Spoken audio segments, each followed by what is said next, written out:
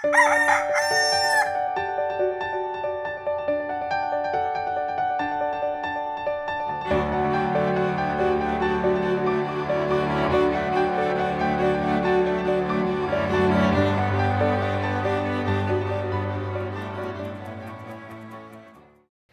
Easter po kapamilya! Ako po si Father J-Boy at tayo na po at magkape at pandasal.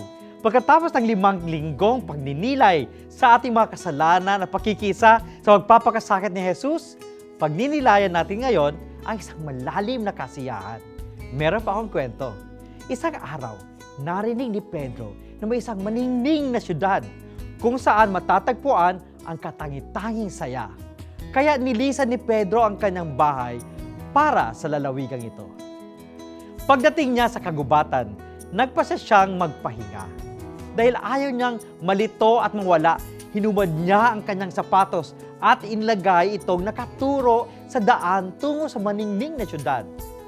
Doon, dinapuan siya ng antok.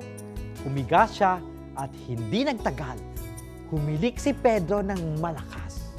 Naratnan ni Mateo si Pedro at nakita niya ang sapatos na nakaturo sa maningning na lugar at naisipan niyang pihitin ang sapatos upang humarap sa ibang direksyon. Pagkagising ni Pedro, sinuot niya ang kanyang sapatos at patuloy na sinundan ang daang tinuturo nito. Nakabalik si Pedro sa kanyang bahay at sinalubong siya ng mainit na yakap ng kanyang buong pamilya. Hindi na niya pinangarap ang maningning na syudad.